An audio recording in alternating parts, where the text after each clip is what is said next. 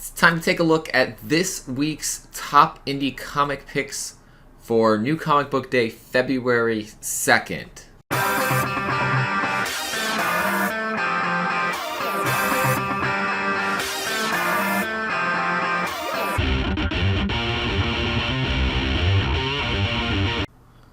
So this coming New Comic Book Day, I thought there were going to be a few more books that I was going to have to look at for this top 10, including Until My Knuckles Bleed from Behemoth Comics, but I don't see them listed on the Previews World website anymore for this week, so they might be pushed back another week. We shall see, but it doesn't look like coming out this week, so they're not getting talked about until next week when hopefully they'll be coming out and we'll talk about them. So let's start out with my number 10 pick for this coming week. It is A Thing Called Truth, number 4 from Image Comics, from Yolanda Zanfardino and Eliza Rambali. Two troublemakers are only at the second stop of their journey, but something is changing between them. Even the headstrong Dr. Mag is starting to realize it. Meanwhile, someone at home notices Doc's mysterious disappearance and draws the attention of the intimidating pharmaceutical company. I've been kind of curious, she got fired from her job, but, completely, cut contact with everybody because she just was gone, right? It was kind of weird that we haven't heard what's going on the other side of things there. So, issue 4 is going to dive into some of that. So, I'm really enjoying the series so far. They are doing an excellent job crafting this story, and we're headed into the end. Issue 5 is the end of the series, so that is my number 10 pick. Number 9, also from Image Comics, we have Echoland's number 6. J.H. Williams, Hayden Blackman, Dave Stewart, Todd Klein, all on this story.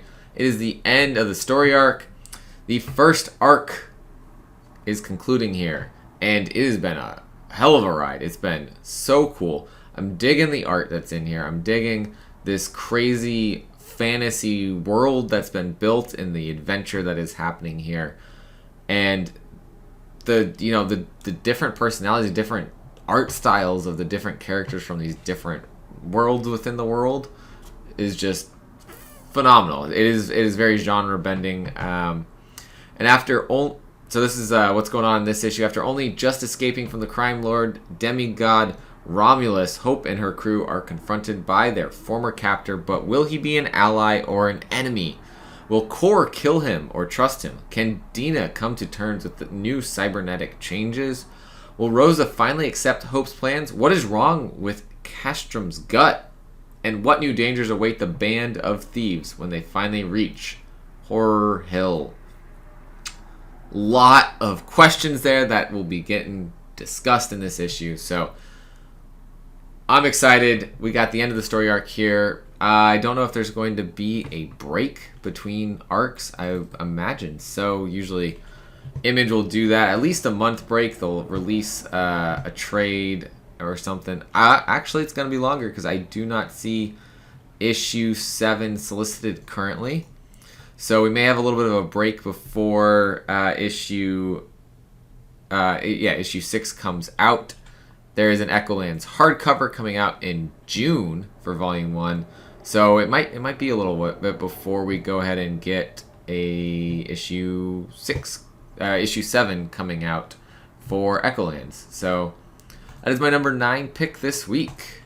Number 8 is a Behemoth comic that is coming out this week, and that is Nobody's Child, number 5 of 6 from Massimo Rossi and Ramiro Barallo. You guys know, absolutely love this story enough to want to get a variant done for it for the channel, and it's been delivering on what I hoped it would be. After an all-out battle to rescue Sabium, the last rhino of his kind, Bakari finds out just the level of torture the poor animal is put through. Although they've been briefly reunited, Bakari's mission continues. He is trying to keep this rhino alive. He is the last of his kind, a kind of rhino that has been hunted and killed because of their curative properties for humans. It's too real of a story at times in that this is exactly what would happen if humanity found out that there was a species of animal that could do that. We would do this. And so really addressing that type of issue here with this Rhino Sabian. It's been a great story so far, coming into the last 2 issues here. So Nobody's Child number 5 is my number 8 pick this week for the top indie comics. And coming in at number 7 is Human Remains issue number 5 from Vault Comics from Peter Milligan and Sally Cantorino. The life forms continue to cast their awful shadow over humanity, particularly young lovers Bisa and Dax, who after witnessing a terrible incident decide that drastic action must be taken if they are to survive. Meanwhile, Colonel Sullivan gets closer to one particular gassed and caged monster. Is the monster trying to communicate? So they finally captured one of these life forms, and they're going to try to figure out what is the deal with this.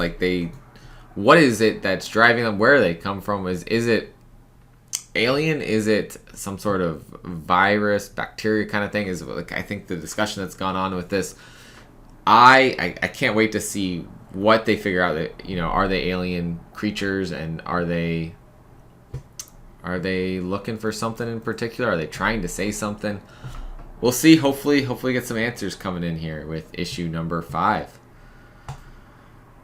Coming in for my number 6 pick this week is BASILISK issue number 7 from Boom Studios. This one from Colin Bunn and Jonas Scharf. Been loving this series. I think they're doing 4 issue arcs for this, and I don't know if this is planned for long ongoing 444, or we're gonna get maybe another one of them killed in this issue. I don't know. We shall see. But with her car wrecked, Hannah is inconsolable after experiencing traumatic flashbacks and on the run from Jimmy Boy, who is dangerously close to ending her. Vanessa obtains unexpected power but wants more, and is even willing to kill those close to her to get it. The character development in this has been great, and it's good to see what's really driving Hannah and these traumatic things that have happened to her in the past. So issue 7 coming out this week from Boom Studios is my number 6 pick. Coming in for my number 5 pick this week is an Image comic. It is New Burn issue number 3 from Chip Zdarsky and Jacob Phillips. Backup story in there by Nadia Shamas and Zayed Yusuf Ayab. I'm enjoying that backup story as well. More putting this at number 5 because of the main story of Newburn. There's a serial killer targeting members of every crime family in the city. Can Newburn catch him before he finds himself in the killer's crosshairs? Makes sense the killer should go after him. He's the one that's helping all of these crime families kind of, look into things, investigate things for them. So he's going to be the one looking for the killer. Issue number 3 is my number 5 pick for Top Indie Comics this week. And for number 4, I've got a Boom Studios book called Buckhead. It is a boombox book, part of that younger reader imprint that they have. Written by Shobo Coker and art by George Kambadias.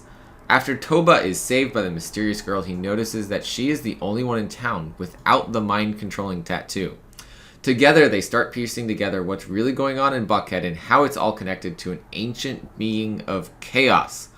But to free everyone's parents, they must enter the Elseverse using a device made by Toba's mom, as long as they can get past the Men in Black first.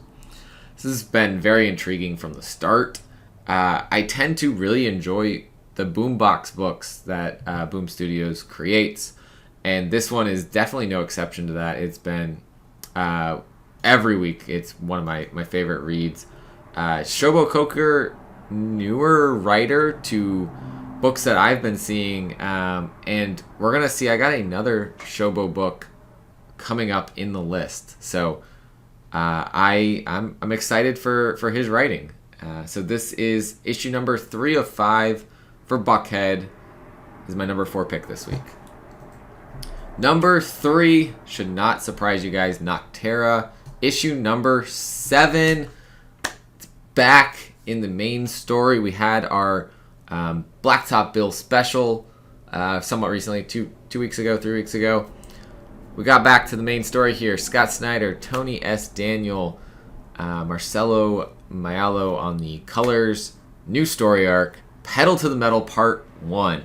Lights, camera, action, Scott Snyder and Tony S. Daniel's rip-roaring hit series returns as Val, Bailey, and the Ferryman continue their mission to bring back the light.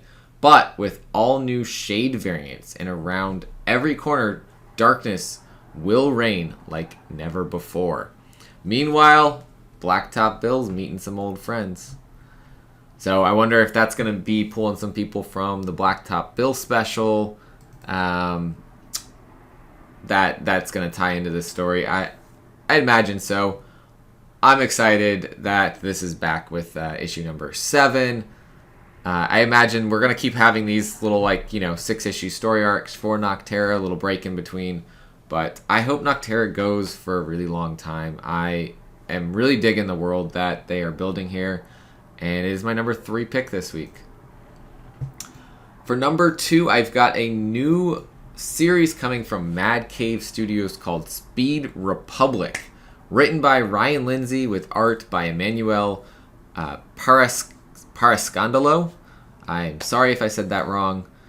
In the future, Europe has united under one man, the Autocrat. He rules the apocalyptic landscape from corporate monopolies with a vision of unity that is gospel to some but hollow to others. To distract the 99% from their poor and empty lives, they are given the opportunity to compete in the Grand Race, a marathon street race through Europe where only one driver can make it to the end and win a life of luxury. Our hero, Sebastian Valencia, enters with the hope that winning the race can make up for his wasted past. But along the way, he starts to question what kind of future he is actually buying into. For fans of Cannonball Run and The Hunger Games, I think that's pretty apt with what we're hearing. We got apocalyptic landscape, we got one man in charge.